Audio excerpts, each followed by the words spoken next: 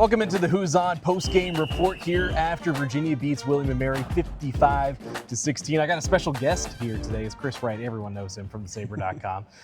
Decided not to do this one by myself because, Virginia got everyone involved today, so I was going to get everyone involved here on the Postgame report. But Kris, there's a lot of numbers I can run off here, but first, any takes that come to mind just after watching that through your lens, I guess I could say. Right, through the camera lens. Someone asked me maybe somewhere mid-third quarter just what I think feels the most different this year in general. And I think today captures that a little bit. The running game feels different. Oh my gosh. Right? Yeah. And obviously today it was really, really good with over 400 yards, I think it was, of rushing offense. So that's sticking out. I had written preseason that Virginia at home had 8 rushing touchdowns in the last 2 years combined. So 23 and 24 combined. Today I think they had 6 rushing touchdowns. Yeah. So the running game just feels different. As a whole, so that's kind of what I gravitate to today. Yeah, and we were just talking about it too. It feels different. Like in the past couple of years, Virginia hadn't beaten. They played 3 FCS teams, and they beaten them by 17 points, 14 points, and 14 points. Like they never really showed that full control in a game like this, and that's kind of from the get-go. Like they had that easy Cam Courtney reverse touchdown where he just walked into the end zone. The blockers were so good up in front of him. So that was kind of what felt like the big difference. Let me rattle off the numbers now. We'll start with, 55 points is the most by UVA since Abilene Christian in 2020. That's obviously the most that they've scored under Tony Elliott. And I think Tony Elliott said that's the most he's ever had a team score under him. So you can take that for what you will. And UVA has not scored more than 55 points since 2004.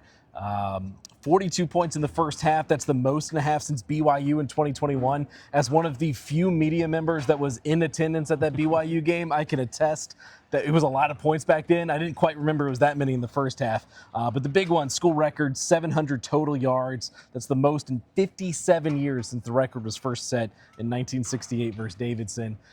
There was a moment there in the press box because, and obviously you're on the field, so you may not be able to watch the numbers like this, but they were like 2 yards away, but then the punt, the snap goes over Daniel Sparks. So they took 23 yards off. Magically, that 23 yards got added back on, and then they set the record I think they announced it as 727, but then they later went back and took off the 23 yards. Right. I think they're cooking the books a little bit there. But, just overall, this offense, there's a lot of guys getting involved today. What did you kind of make of it? Yeah, I thought from the beginning, getting Cam Courtney involved, that is someone that I think they want to get involved more. It gives you a compliment that's similar to Cam Ross, right? But he's going to be here longer. So, you want to get him involved. He's someone that played as a true freshman last year and gives you some of those things that, in that kind of in-between area, whether that's a reverse or a pop pass or just little things to use his quickness. He also had those 2 catches at the end of a drive there from Kalen. When Daniel Kalen came in. So he's starting to maybe get himself going. So that jumps out a little bit. I think defensively better. You know what I mean? Like there's still some moments where the secondary seems like they're blowing coverages, but better tackling, a little better run fits, that sort of thing. Opponent dictates some of that. So that stands out. I thought Kalen in particular, not only just getting in the game, I think that's important in general because Chandler Morris, has been hurt in past seasons. So you want to get Kalen in. I thought he got in some situations that were good for a guy who's playing for the first time. You redshirted 2-minute drill right year. before the half, Right. So 2-minute drill, he got a couple red zone possessions. Yeah. He had one where there was a bad snap and he fell on it. There were just some situational things in a blowout that he'll get to learn from that don't seem like they matter, but I think they matter when you're kind of going through the first time as a player like that. And you mentioned just some of the names, like it wasn't as much Jamari Taylor. He had 31 yards. He was 4th on the team in rushing today. Trell Harris, he got another touchdown. He's up to 6 now.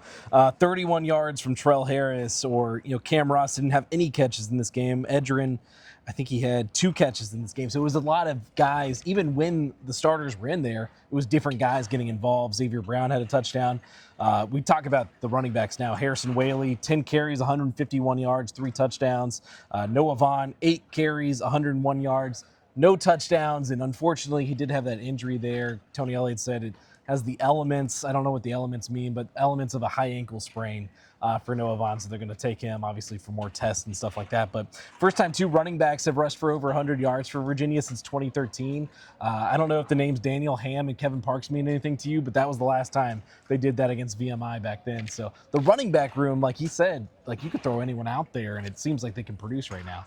And Noah Vaughn looked good until he went down. Yeah. Right. So frustrating for him, I'm sure. Elements of a high ankle sprain, I would assume that just means spot diagnosis before you get images. Yep. Right. So they'll get a little more detailed images and see how that works. But a high ankle sprain could be weeks. Yeah. So they're going to need guys to be able to come through. Harrison Whaley's an interesting one, right? Did not play last week. And Coach Elliott said after the game that he apologized to him. He's like, we should have gotten you in the game. Yeah. And that happens sometimes. I know people will probably scratch their heads at that, like how do you lose track of someone? Yeah. But sometimes that happens, particularly when another guy is going. Remember, Jamari Taylor really had it going last week. So the maturity of a player like that to not pout, whatever, run really hard today. When he touched the ball today, he was running hard. So, and obviously set a school record, 97-yard touchdown run for Whaley a week after he didn't play. I think that shows maturity and confidence as a player, right? He didn't get down in the dumps. He just said, all right, when it's my turn, I'll be ready. Yeah, I do want to, obviously give him credit for kind of how he bounced back after not playing last week. But just the running game in general, like these guys are ripping off like 10, 5 yards in a hole. Like the offensive line has done a great job, even with all the injuries. I did take a little picture before the game. You had Monroe Mills, Michaelan Thomas, David Walaba, and there's another offensive line I can't remember right now, but Wallace Unamba, who was out. All four standing next to each other. It was like the graveyard of offensive right tackles for Virginia and just kind of what they did in the transfer portal. I do want to give credit, too, to Greg Medea on our preseason podcast. He was the one that said, at some point this year, they're going to need Harrison Whaley. I don't know if they needed him today against William & Mary, but 150 yards is a pretty good performance out of him. Not much else to touch on this. The quarterbacks, didn't get to see a ton of them today. I thought Kalen and Morris looked good, though. I think Kalen looked more comfortable, like you said, than that first appearance against Coastal Carolina. Defensively, I didn't know coming into the game if I'd be able to take anything away defensively. Probably still can't, talking after the game. That's still to be determined. Yeah, it's, I kind of said in the first half on Twitter, just you want to see the defensive line make those splash plays in a game like this when they have the advantage. And they were getting into the backfield, they were getting close, but it took a while before, they kind of got back there, got some sacks, got some tackle for loss. Yeah, and they had the one called back. Yep. So, Daniel Rickert had the, he stripped it and he scooped it. You know what that reminded me of? I don't know if you remember, Zion Williamson ripped the ball out of someone's arms in summer league. That's what I thought of when I saw that play. I couldn't find the GIF, so I couldn't put it on Twitter. But. So he got through like an offensive lineman. Offensive lineman had him pinned, and I actually was on Rickert on the play. Yeah. And he kind of shrugs him off, and then I do think it was forward progress stopped, but they didn't blow the whistle on the field. No? So that's the part that's frustrating to me. So even if you thought it was forward progress, blow the whistle. I'm sure Rickert's way more frustrated than I am now because that was a really cool moment for him. They did get to celebrate before they realized that they ruled down by forward progress, but they need more of those type of plays, right? Where you come in there and you rip the ball out. It doesn't have to be on a sack either. It could be on a running back trying to get extra yards at the end of a run or a receiver catching over the middle. Can you get in there, make a clean tackle, but then also do that ripping motion? I know they work on it, the little bit that we get to see in practice. The 20 minutes. Right, we get fundamental drills a lot that when we're allowed to see practice, and that is one that they do. They work on a ripping out drill. So, maybe that'll start paying off, but I think you're right. They do need some more flashier plays, whether it's turnovers or sacks or caused fumbles or whatever it may be. I did refer to this as a soft landing for Virginia coming off that NC State loss. And I guess it's still pretty soft after this. You got Stanford, who has really struggled to start the year, coming into town next week for a 7 o'clock game on ACC Network. So really interesting to see kind of what Virginia, how they progress going into that, because after that, then for all my money, you got your two toughest games right after that, home against Florida State and then at Louisville. So, the softness will end in a couple weeks. But that'll do it for the Who's On post-game report here after Virginia beats William & Mary 55-16. Stay tuned. We got more coming up this week on the Who's On podcast. I have Brad Franklin from Cavs Corner joining me for our full recap and preview of that Stanford game coming up. That'll be out on either Monday or Tuesday, whenever I get it to you, Chris. So, well, that'll do it for the Who's On podcast here today and the Sabre.com.